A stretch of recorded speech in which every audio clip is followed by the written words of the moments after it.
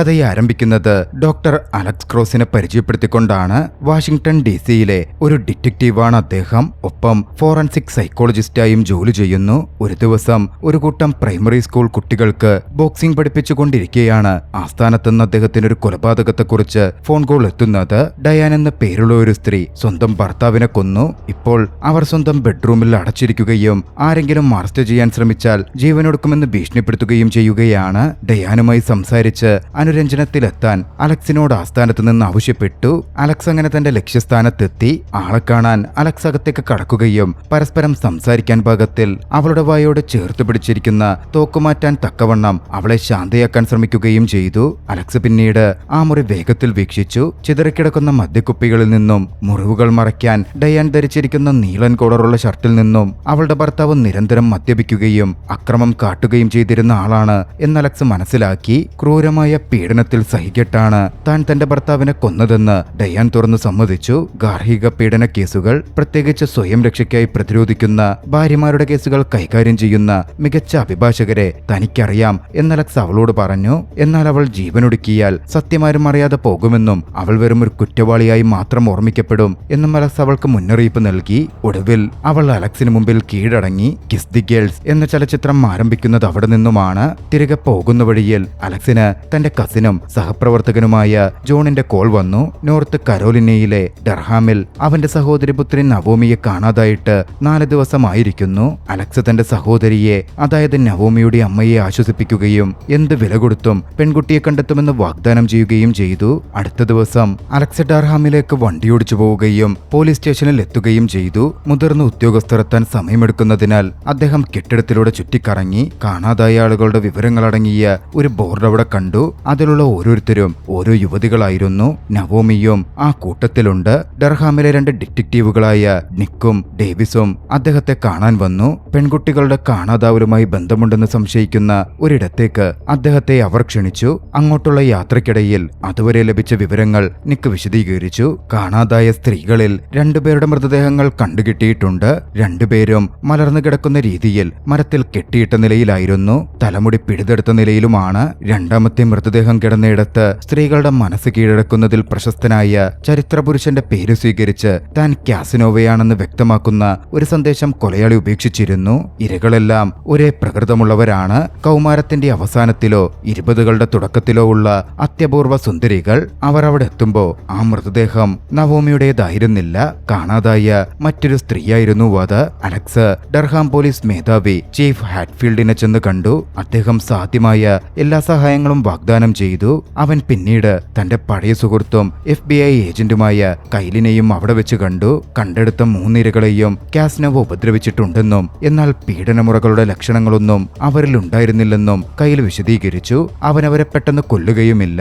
അവനവർക്ക് മയക്കുമരുന്ന് നൽകുകയും പ്രത്യേക രീതിയിലുള്ള കെട്ടുകളോടെ മരത്തിൽ കെട്ടിയിടുകയും തലമുടി പിഴുതെടുത്ത് മലർത്തിക്കിടത്തി മരിക്കാൻ ഉപേക്ഷിക്കുകയുമാണ് ചെയ്യുന്നത്. വിചിത്രമായ കാര്യമെന്തെന്നാൽ കാസിനോവ ഒരടയാളവും എവിടെയും ബാക്കി വെക്കുന്നില്ല എന്നതാണ്. വിരലടയാളമോ ചർമ്മകോശങ്ങളോ ഒരു മുടിയുടെ പോലുമോ ഇല്ല. അതുകൊണ്ടാണ് പോലീസിന് അവനെ കണ്ടെത്താൻ കഴിയാത്തതും. നിക്കും ഡേവിയും അലക്സിനെയും കൂട്ടി അടുത്തുള്ള ക്യാമ്പസിലൂടെ ഡ്രൈവ് ചെയ്യാൻ തുടങ്ങി. ഇതാണ് കാസിനോവ ഇരകളെ കണ്ടെത്തുന്ന സ്ഥലം എന്ന് വിശദീകരിക്കുകയും ചെയ്തു. വിദ്യാർത്ഥികളുടെ തിരക്ക് അവന് ജനക്കൂട്ടത്തിൽ ലയിച്ചു ചേരാനും അപ്രത്യക്ഷനാകാനും എളുപ്പമുണ്ടാക്കുന്നു. കേസ് ഫയലുകൾ പഠിച്ച ശേഷം സ്റ്റേഷനിൽ തിരിച്ചെത്തിയ അലക്സ് തന്റെ നിരീക്ഷണം പങ്കുവച്ചു. ഈ പെൺകുട്ടികൾ സുന്ദരികൾ മാത്രമല്ല, ഓരോരുത്തർക്കും എന്തെങ്കിലും ഒരു കഴിവോ മിടുക്കോ അത്യപൂർവ പ്രാഗൽഭ്യമോ ഉണ്ട്. താൻ തട്ടിയെടുക്കുന്ന സ്ത്രീകളെ കൊല്ലാനല്ല കാസിനോവ ശ്രമിക്കുന്നതെന്ന് അലക്സിനുറപ്പാണ്. അവരെ ശേഖരിച്ചു വെക്കാനാണ് അവൻ ആഗ്രഹിക്കുന്നത്. കൊല്ലപ്പെട്ട 3 പേരും പെൺകുട്ടികൾ കാണാതായ ക്രമത്തിലല്ല കൊല്ലപ്പെട്ടിരിക്കുന്നത്. അതിനർത്ഥം ബാക്കിയുള്ളവർ ഇപ്പോഴും എവിടെയോ ജീവനോടുണ്ടെന്നാണ്. കാസിനോവയുടെ നിയമങ്ങൾ ലംഘിച്ചതിനുള്ള ശിക്ഷയായാണ് ആ 3 പേർ ഉപദ്രവിക്കപ്പെട്ടതും തലമുടി പിഴുതെടുക്കപ്പെട്ടതും എന്നും അദ്ദേഹം വിശ്വസിക്കുന്നു. അതിനിടയിൽ ഒരു ആശുപത്രിയിൽ അപകടത്തിൽപ്പെട്ട് കോമാവസ്ഥയിലായ ഒരാൺകുട്ടിയെ ശസ്ത്രക്രിയ ചെയ്ത ശേഷം ഡോക്ടറായ കേറ്റ് ഇറങ്ങുകയായിരുന്നു. കേറ്റ് കഠിനാധ്വാനിയും അച്ചടക്കമുള്ളവളുമാണ്. അവൾ കിക്ക് ബോക്സിംഗ് പരിശീലിക്കുകയും പബ്ലിക് ബാത്ത് ഹൗസിൽ സമയം ചെലവഴിക്കുകയും ചെയ്യുന്നു. എപ്പോഴും ഓരോ കാര്യങ്ങളിൽ അവൾ വ്യാപൃതിയായിരിക്കും. അന്ന് രാത്രി ലിവിംഗ് റൂമിൽ ഒരു ശബ്ദം കേട്ടാണ് അവൾ ഉണർന്നത്. താൻ കാസിനോവയുടെ അടുത്ത് ഇരയായി മാറിയിരിക്കുന്നു എന്നവൾ വൈകാതെ തിരിച്ചറിഞ്ഞു. അടുത്ത ദിവസം രാവിലെ അലക്സ് തന്റെ കോംപ്ലക്സിന് സമീപം ബാസ്കറ്റ്ബോൾ കളിച്ചുകൊണ്ടിരിക്കുന്ന നവോമിയുടെ കാമുകൻ സെത്തിനെ കാണാൻ പോയി. സെത്ത് കടുത്ത മാനസിക സമ്മർദ്ദത്തിലും അസ്വസ്ഥതയിലുമാണ്.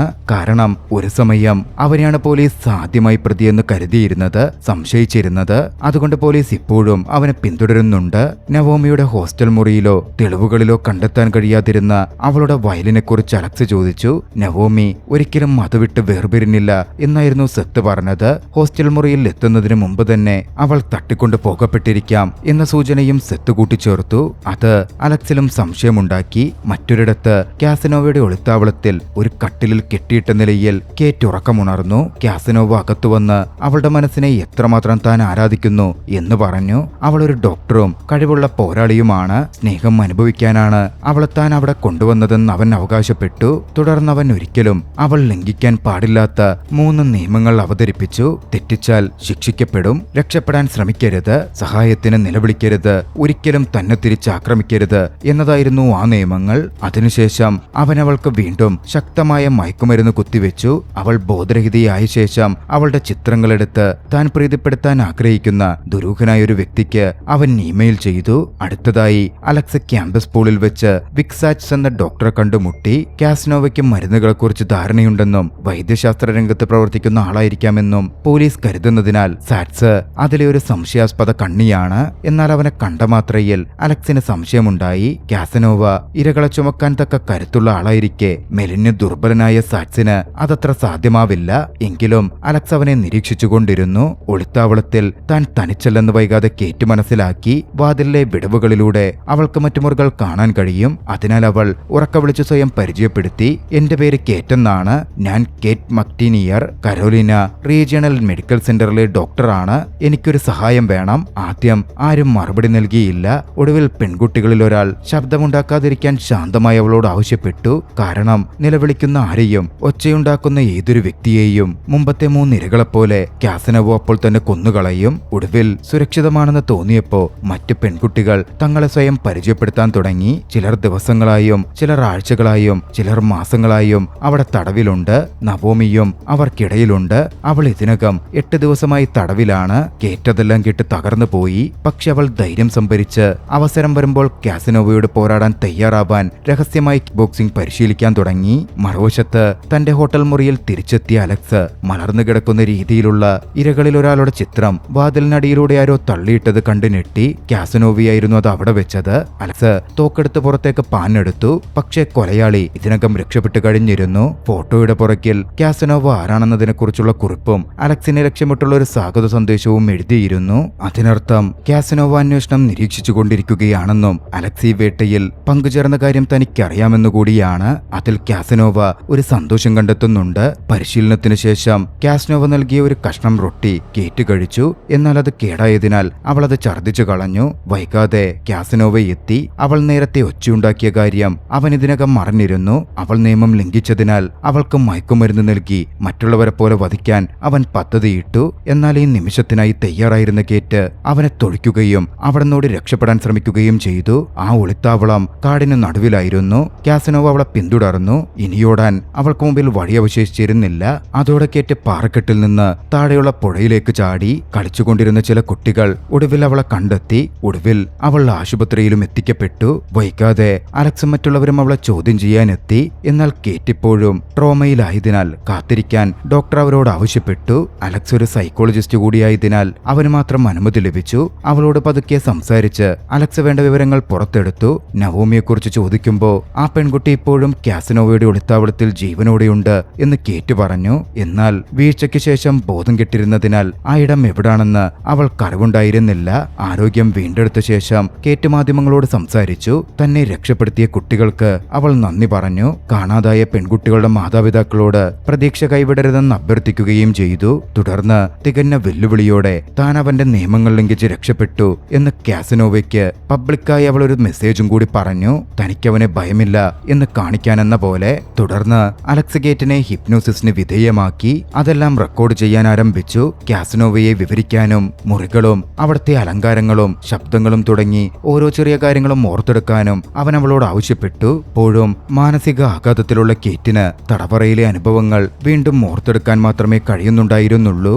എപ്പോഴും മാസ്ക് ധരിച്ചിരുന്ന കാസനോവയെയും ഇരുണ്ട ഇടനാഴികൾ ജനാലകളും നിരവധിയായ മുറികളുള്ള ഒളിത്താവളവും പുറത്തു കടക്കാൻ ഒരു വഴി കണ്ടെത്തുന്നതുവരെ കാൽമുട്ടുകളിലെ വേദന സഹിച്ചതിനെയും അവൾ വിവരിച്ചുകൊണ്ടിരുന്നു. എല്ലാം ഓർമ്മയിലെത്തുമ്പോ മറ്റ് സ്ത്രീകളെ ഉപേക്ഷിച്ചു പോകുന്നതിൽ അവൾക്ക് വല്ലാതെ കുറ്റബോധം തോന്നി. അവൾ അതിൽ വല്ലാതെ സങ്കടത്തിലായി തകർന്നുപോയി.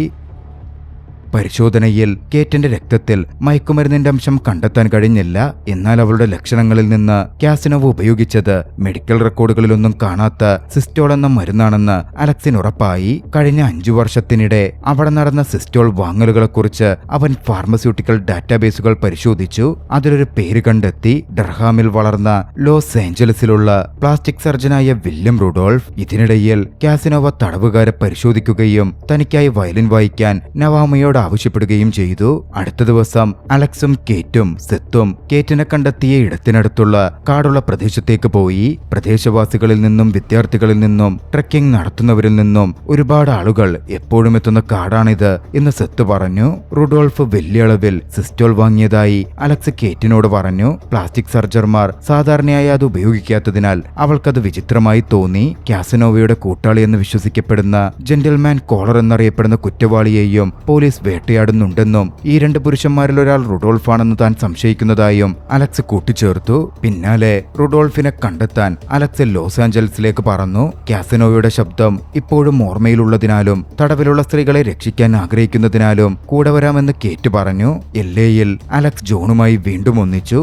LAPD ഡിറ്റക്റ്റീവായ കാസ്റ്റിലോയുടെ സഹായം അവർക്ക് ലഭിക്കുകയും ചെയ്തു.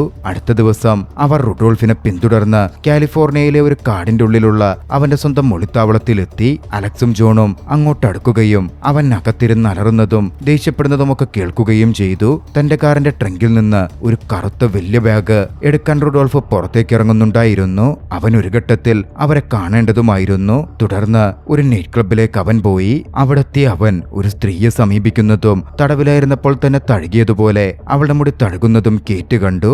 അതോടെ റുഡോൾഫ് തന്നെയാണ് കാസനോവ എന്ന് അവൾ ഉറപ്പിച്ചു. പിന്നാലെ റുഡോൾഫ് ആ സ്ത്രീയെ അവിടെ നിന്ന് കൂട്ടിക്കൊണ്ടുപോയി. അലക്സും മറ്റുള്ളവരും അവന് പിന്നാലുണ്ടായിരുന്നു. ഒടുവിൽ അവന്റെ ഒളിത്താവളത്തിൽ നിന്ന് ഒരു നിലവിളി ഉയർന്നു. വീടിനുള്ളിലേക്ക് അലക്സും മറ്റും ഇരച്ചു കയറി. ആ സ്ത്രീയെ അവൻ കൊല്ലാൻ തുനിയുകയായിരുന്നു. പക്ഷെ അവരെത്തിയതും റുഡോൾഫ് രക്ഷപ്പെടാൻ ശ്രമിച്ചു. ശക്തമായ വെടിവെപ്പുണ്ടായി. വെടിവെപ്പിൽ ഡിറ്റക്റ്റീവ് കാസ്റ്റിലോ കൊല്ലപ്പെട്ടു. ഹോട്ടലിൽ തിരിച്ചെത്തിയ കേറ്റ് അലക്സിനുണ്ടായ മുറിവുകൾ ചികിത്സിച്ചു. വാർത്തകളിൽ പരാജയപ്പെട്ട ഓപ്പറേഷനെ കുറിച്ചുള്ള വിവരങ്ങൾ നിറഞ്ഞു. ജോണിന്റെയും കാസ്റ്റിലോയുടെയും പേരുകൾ മാത്രമേ വെളിപ്പെടുത്തപ്പെട്ടുള്ളൂ. അലക്സിനെയും കേറ്റിനെയും ആരും അപ്പോഴും തിരിച്ചറിഞ്ഞിരുന്നില്ല. റുഡോൾഫ് ഒരു ഉദ്യോഗസ്ഥനെ കൊല്ലുകയും ഒരു സ്ത്രീയെ തട്ടിയെടുക്കാൻ ശ്രമിക്കുകയും ചെയ്തതിനാൽ അവനിപ്പോഴും സംശയത്തിന്റെ നിഴലിലാണ്. അന്ന് രാത്രി അലക്സും കേറ്റും LA പോലീസും FBI-യും തടിച്ചുകൂടിയ റുഡോൾഫിന്റെ വീട്ടിലേക്ക് പോയി. അവിടെ വെച്ച് കൈലിനെ അവർ കണ്ടുമുട്ടുകയും ചെയ്തു. റുഡോൾഫാണ് ജെന്റിൽമാൻ കോളർ എന്ന് ഏറെക്കുറെ വ്യക്തമാകുന്നുണ്ട്. റുഡോൾഫ് ലോസ് ഏഞ്ചൽസിലും ഡൽഹാമിലും ജോലി ചെയ്തിരുന്നുവെന്നും നിശ്ചിത സമയക്രമത്തിൽ അങ്ങോട്ടും ഇങ്ങോട്ടും യാത്ര ചെയ്തിരുന്നുവെന്നും കയ്യിൽ വിശദീകരിച്ചു. കാസനോവ സ്ത്രീകളെ അടിമകളാക്കാനാണ് ശേഖരിക്കുന്നതെങ്കിൽ റുഡോൾഫ് അതിലും മോശക്കാരനാണ്. തന്റെ ഇരകളുടെ ശരീരഭാഗങ്ങൾ ശേഖരിക്കുകയാണ് അവന്റെ വിനോദം. ഇരുവരും തട്ടിയെടുക്കുന്ന സ്ത്രീകൾ വ്യത്യസ്തരാണ്. ഒരു അലമാരയ്ക്ക് പിന്നിൽ 15 ജോഡി മനുഷ്യപാദങ്ങൾ സൂക്ഷിച്ചിരിക്കുന്ന വലിയൊരു രഹസ്യ ഫ്രീസർ പോലീസ് കണ്ടെത്തി. ചിതറിക്കിടക്കുന്ന പത്രവാർത്തകൾ നോക്കിയപ്പോ റുഡോൾഫ് കാസനോവയുമായി കൂട്ടുകൂടുകയും അതേസമയം കാസനോവയുമായി ഒരു മത്സരമുണ്ടാക്കുകയും ചെയ്തിരുന്നു എന്ന് അലക്സിന് മനസ്സിലായി. കാസനോവയുടെ വ്യക്തിത്വം അപ്പോഴും അജ്ഞാതമായി തുടരുകയായിരുന്നു. പിന്നീട് വിക് സാറ്റ്സിന്റെ ഒരു ഫോട്ടോ കണ്ട് അവൻ സ്തബ്ധനായി. സാറ്റ്സ് ആയിരിക്കുമോ കാസനോവ എന്നത് സൂചിപ്പിക്കുന്നുണ്ടായിരുന്നു. ചീഫ് ഹാറ്റ്ഫീൽഡിന്റെ നേതൃത്വത്തിൽ നിക്കും ഡേവിയും ഡൽഹാം പോലീസും സാറ്റ്സിന്റെ വീട്ടിൽ റെയ്ഡ് നടത്തി. ബേസ്മെന്റിൽ കൈവിലങ്ങുകളും ചങ്ങലകളും മാസ്കും അവർ കണ്ടെത്തി. അത് സംശയം വർദ്ധിപ്പിച്ചു. ക്ലാസ് എടുക്കുന്നതിനിടയിലായിരുന്നു സാറ്റ്സ് അറസ്റ്റിലായത്. അവനെ ചോദ്യം ചെയ്യാൻ അലക്സിന് അനുമതി ലഭിച്ചു. ചോദ്യം ചെയ്യലിൽ വികൃതമായ ഫാന്റസികളിലൂടെ താൻ പല സ്ത്രീകളുമായും ബന്ധപ്പെട്ടിട്ടുണ്ട് എന്ന് സാറ്റ്സ് സമ്മതിച്ചു. എന്നാൽ താൻ ആരെയും ബലാത്സംഗം ചെയ്യുകയോ ഉപദ്രവിക്കുകയോ ചെയ്തിട്ടില്ല എന്നവൻ വാദിച്ചു. താൻ ഒരിക്കൽ നവോമിയെ ഓഫീസിൽ വെച്ച് കാണുകയും ഉപദ്രവിക്കുകയും ചെയ്തിട്ടുണ്ടെന്നും അവൻ വ്യക്തമാക്കി. കോപിഷ്ഠനായ അലക്സ് അവനെ അടിക്കാൻ മുതിർന്നു. മറ്റ് ഡിറ്റക്റ്റീവുകൾ പക്ഷേ അലക്സിനെ തടഞ്ഞു. എന്നാൽ സാറ്റ്സ് ആയിരുന്നില്ല കാസനോവ. സ്വന്തം വികൃതമായ ഫാന്റസികൾ കാരണം റുഡോൾഫും കാസനോവയും ചേർന്ന് അവനെ ഒരു ബലിയാടാക്കുകയായിരുന്നു. അലക്സ് കേറ്റിനെ കാണാൻ പോയി. അവൾ തന്റെ ഹിപ്നോസിസ് റെക്കോർഡിംഗ് വീണ്ടും കേൾക്കുകയായിരുന്നു. ഒളിത്താവളത്തിൽ വെച്ച് ഒഴുകുന്ന വെള്ളത്തിന്റെ ശബ്ദം കേട്ടതായി അവൾ ഓർത്തു. അതിനർത്ഥം ഒരുപക്ഷെ ആ ബിൽഡിംഗ് ഭൂഗർഭത്തിലായിരിക്കാമെന്നാണ്. FBI കാട് മുഴുവൻ തിരച്ചിൽ നടത്തിയെന്നും ഫാം ഹൗസുകളിലോ തൊഴുത്തുകളിലോ ഒന്നും ബേസ്മെന്റ് ഉണ്ടായിരുന്നില്ലെന്നും അലക്സ് വ്യക്തമാക്കി. അതുകൊണ്ട് തന്നെ അവളുടെ പറച്ചിലിനെ അലക്സ് സംശയിച്ചു. എന്നാൽ കേറ്റ് വല്ലാതെ ഉറപ്പിച്ചു പറഞ്ഞു. അലക്സ് കാടിനെക്കുറിച്ച് നന്നായി അറിയാവുന്ന സെത്തിന്റെ അടുത്തേക്ക് തിരികെ പോയി. കൊളോണിയൽ കാലഘട്ടത്തിൽ ധനികനായ ഒരാൾക്ക് ഭക്ഷണ സാധനങ്ങൾ സൂക്ഷിക്കാനുള്ള ഭൂഗർഭ അറ ഉൾപ്പെടെയുള്ള എല്ലാ സൗകര്യങ്ങളോടും കൂടിയ ഒരു വലിയ തോട്ടമുണ്ടായിരുന്നു എന്ന് സത്ത് വിശദീകരിച്ചു. പ്രധാന തോട്ടത്തിനും വീടിനും ഏകദേശം 900 മീറ്റർ അകലെ നിന്നുമാണ് കേറ്റിനെ കണ്ടെത്തിയത്. അതുകൊണ്ട് ഒളിഞ്ഞിരിക്കുന്ന ആ സ്ഥലം തിരയാൻ അവർ കാടിന്റെ ആ ഭാഗത്തേക്ക് പോയി. അതിനിടയിൽ റുഡോൾഫ് കാസനോവയുടെ ഒളിത്താവളത്തിലെത്തുകയും സ്ത്രീകളെ നിരീക്ഷിക്കുകയും നവോമിയോട് വീണ്ടും വയലിൻ വായിക്കാൻ ആവശ്യപ്പെടുകയും ചെയ്തു. പോലീസ് വളയുകയാണെന്നും തന്റെ സ്ഥാനമോ വ്യക്തിത്വമോ പുറത്തറിയാൻ ആഗ്രഹിക്കുന്നില്ലെന്നും പറഞ്ഞ് അവിടെ നിന്ന് പോകാൻ കാസനോവ അവനോട് ആവശ്യപ്പെട്ടു. തുടക്കം മുതലേ സിസ്റ്റോൾ വിതരണം ചെയ്യുന്നത് റുഡോൾഫ് ആയതിനാലും ഒളിച്ചിരിക്കാൻ നിർബന്ധം പിടിക്കുന്നതിനാലും നവോമിയെ കൊല്ലുമെന്ന് ഭീഷണിപ്പെടുത്തുന്നതിനാലും അവർ തമ്മിൽ വാക്കുതർക്കമുണ്ടായി. സഹികെട്ട് കാസനോവ ലക്ഷ്യം തെറ്റിച്ചൊരു വെടിയുതിർത്തു. അതിര് ലംഘിച്ചാൽ റുഡോൾഫിനെ കൊല്ലാൻ മടിക്കില്ല എന്ന മുന്നറിയിപ്പായിരുന്നു അത്. അലക്സ് ആ വെടിയൊച്ച കേട്ടു. ആ ശബ്ദം പിന്തുടർന്നു. ഒടുവിൽ ഭൂഗർഭറയിലേക്കുള്ള വാതിൽ കണ്ടെത്തുകയും ചെയ്തു. ഇരുണ്ട ഇടനാഴികളിലൂടെ അവൻ അകത്തേക്ക് കടന്നു. ഒരു ഗർത്തത്തിലേക്ക് അവൻ പതിച്ചു. പിന്നീട് ഡ്രെയിനേജ് തുരങ്കങ്ങളിലൂടെ ഇഴഞ്ഞു നീങ്ങി തടവിലാക്കപ്പെട്ട സ്ത്രീകൾ നിറഞ്ഞ വലിയൊരു മുറിയിലേക്കും അദ്ദേഹം എത്തിച്ചേർന്നു. നവോമിയും അവർക്കിടയിൽ ഉണ്ടായിരുന്നു. തന്റെ സഹോദരി പുത്രിയോട് അവിടെ തന്നെ നിൽക്കാൻ അലക്സ് പറയുകയും അതിനകം പുറത്തേക്ക് ഓടിപ്പോയ കാസനോവയുടെയും റുഡോൾഫിന്റെയും പിന്നാലെ പോവുകയും ചെയ്തു. ഏറ്റുമുട്ടലിൽ അദ്ദേഹം റുഡോൾഫിന് നേരെ വെടിയുതിർത്തു. എന്നാൽ മരിക്കുന്ന നിമിഷത്തിലും റുഡോൾഫ് കാസനോവയുടെ വ്യക്തിത്വം രഹസ്യമായി വെക്കുകയും രക്തം വാർന്നു മരിക്കുകയുമായിരുന്നു ചെയ്തത്. പോലീസും FBI സ്ഥലത്തെത്തി പെൺകുട്ടികളെ മോചിപ്പിച്ചു. കാസനോവ രക്ഷപ്പെട്ടു പോയിരുന്നു. കാസനോവയുടെ നിരവധി വിരലടയാളങ്ങൾ അവിടെ നിന്നും ലഭിച്ചു. 12 മണിക്കൂറിനുള്ളിൽ അവന്റെ ഐഡന്റിറ്റി അറിയാൻ സാധിക്കും. കേറ്റ് വീണ്ടും ജോലിയിൽ പ്രവേശിക്കുകയും അന്ന് വൈകുന്നേരം അലക്സിനെ ഡിന്നറിന് ക്ഷണിക്കുകയും ചെയ്തു. എന്നാൽ നവോമിയുമായി മറ്റ് പ്ലാനുകൾ ഉള്ളതിനാൽ അദ്ദേഹം അത് നിരസിച്ചു. അന്ന് രാത്രി കേറ്റ് വീട്ടിൽ സുരക്ഷിതയാണെന്ന് ഉറപ്പാക്കാൻ അലക്സ് അവളെ വിളിച്ചു. കാസനോവ ഇപ്പോഴും പുറത്തുള്ളതിനാൽ 2 ഉദ്യോഗസ്ഥരെ അവളുടെ വീടിന്റെ പുറത്ത് കാവൽ നിർത്തിയിട്ടുണ്ടായിരുന്നു. എന്നാൽ മറ്റൊരു ഉദ്യോഗസ്ഥൻ അവിടെ എത്തുകയും കാവൽ നിന്ന് 2 പേരെയും ഒഴിവാക്കുകയും ചെയ്തു. അതിനിടയിൽ ഫോട്ടോയുടെ പുറകിലുള്ള കാസനോവയുടെ കൈപ്പട അലക്സ് നോക്കാൻ തുടങ്ങി. എന്തോ അസ്വാഭാവികത പെട്ടെന്ന് അവൻ അനുഭവപ്പെട്ടു. അന്ന് രാവിലെ നിക്ക് തനിക്ക് സമർപ്പിച്ച റിപ്പോർട്ടുമായി അവനത് താരതമ്യം ചെയ്തു. നിക്കിന്റെ ഒപ്പ് കാസനോവയുടെ കൈപ്പടയ്ക്ക് ഏതാണ്ട് സമാനമായിരുന്നു. നിക്ക് തന്നെയായിരുന്നു യഥാർത്ഥ കാസനോവ. അലക്സ് അത് തിരിച്ചറിഞ്ഞു. അലക്സ് കേറ്റിന് മുന്നറിയിപ്പ് നൽകാൻ ശ്രമിച്ചു. എന്നാൽ അവൾ ഒരു കൂട്ടുകാരിയുമായി ഫോണിൽ സംസാരിക്കുകയായിരുന്നു. ആ നിമിഷം നിക്ക് അവളുടെ ചില സാധനങ്ങൾ വേണം എന്ന് പറഞ്ഞ് വീട്ടിനുള്ളിലേക്ക് കടന്നു വന്നു. പിന്നാലെ അവൻ പതുക്കെ ഫോൺ ലൈൻ വിച്ഛേദിച്ചു. അലക്സ് അതോടെ അവളുടെ വീട് ലക്ഷ്യമാക്കി പാഞ്ഞെടുത്തു. നിക്ക് കേറ്റുമായി സാധാരണ രീതിയിൽ സംസാരിക്കാൻ തുടങ്ങുകയും പിന്നീട് കാര്യങ്ങൾ മറ്റു രീതിയിലേക്ക് മാറുകയും ചെയ്യുകയായിരുന്നു. പെട്ടെന്ന് കേറ്റിന് കാര്യം മനസ്സിലായി. തന്നെ തടവിലാക്കിയ കാസനോവ നിക്ക് തന്നെയാണ്. അവർ തമ്മിൽ പിടിവലിയുണ്ടാവുകയും കേറ്റവനെ ചെറുത്തു തോൽപ്പിച്ച് അടുപ്പിന്റെ കൈവരിയിൽ വിലങ്ങു വെച്ചിടുകയും ചെയ്തു. അതോടെ പൂർണ്ണമായി വഴിയടഞ്ഞ നിക്ക് വീട് സ്ഫോടനത്തിൽ തകർക്കാൻ പ്ലാൻ ചെയ്ത് ഗ്യാസ് ലൈൻ വേർപെടുത്തി. അവൻ ലൈറ്റർ ഉയർത്തുമ്പോൾ തന്നെ അലക്സ് അവിടെ എത്തി. അവന്റെ തലയ്ക്ക് നേരെ തോക്ക് ചൂണ്ടി ലൈറ്റർ താഴെയിടാൻ ആവശ്യപ്പെട്ടു. വെടിവെച്ചാൽ ഗ്യാസിന് തീപിടിക്കുമെന്നതിനാൽ അലക്സ് തന്റെ പിസ്റ്റൾ ഒടുവിലൊരു പാൽ പാക്കറ്റിന് പിന്നിൽ വെച്ച് അനുരഞ്ജനത്തിന് ശ്രമിച്ചു. കേറ്റിനെ പോലുള്ള സുന്ദരിയായ സ്ത്രീയെ കാണുമ്പോഴെല്ലാം അവളെ സ്വന്തമാക്കാനും നശിപ്പിക്കാനും തനിക്ക് തോന്നാറുണ്ട് എന്നപ്പോൾ നിക്ക് പറഞ്ഞു. തന്റെ വികൃതമായ ആഗ്രഹങ്ങളെ തൃപ്തിപ്പെടുത്താൻ ഇരകളുടെ മേൽ ആധിപത്യം സ്ഥാപിക്കാനും നിയന്ത്രിക്കാനും നിക്ക് ആഗ്രഹിക്കുന്നുണ്ടായിരുന്നു. DNA തെളിവുകൾ അവന്റെ ഐഡന്റിറ്റി പുറത്തു കൊണ്ടുവരാൻ പോകുമ്പോഴും അവനെന്തുകൊണ്ട് ഓടിപ്പോയില്ല എന്നും അത് വ്യക്തമാക്കിയിരുന്നു. ഭ്രാന്തമായ അഭിനിവേശമുള്ള ഒരു സൈക്കോപാത്തിന് കേറ്റിനെ എങ്ങനെ വിട്ടിട്ട് പോവാൻ പറ്റുമായിരുന്നില്ല.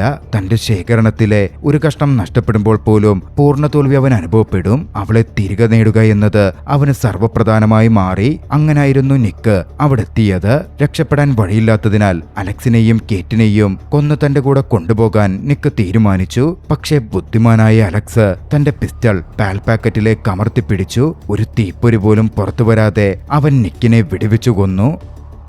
അലക്സ് കേറ്റിനെ കെട്ടിപ്പിടിക്കുകയും എല്ലാം ഒടുവിൽ അവസാനിച്ചു എന്നവളോട് പറയുകയും ചെയ്യുന്നിടത്ത് ചലച്ചിത്രം അവസാനിക്കുന്നു. ഈ ത്രില്ലർ മിസ്റ്ററി ചലച്ചിത്രം നിങ്ങൾക്കിഷ്ടമായെങ്കിൽ വീഡിയോ ലൈക്ക് ചെയ്യുക. അഭിപ്രായങ്ങളും നിർദ്ദേശങ്ങളും കമന്റുകളിൽ രേഖപ്പെടുത്തുക. കഴിയുമെങ്കിൽ ചാനൽ സബ്സ്ക്രൈബ് ചെയ്തും കൂട്ടുകാർക്ക് ഷെയർ ചെയ്തു കൊടുത്തും ഞങ്ങളെ സപ്പോർട്ട് ചെയ്യുക. അടുത്ത എപ്പിസോഡിൽ മറ്റൊരു മികച്ച ചലച്ചിത്രവുമായി നമുക്ക് കണ്ടുമുട്ടാം. അതുവരെ ബൈ.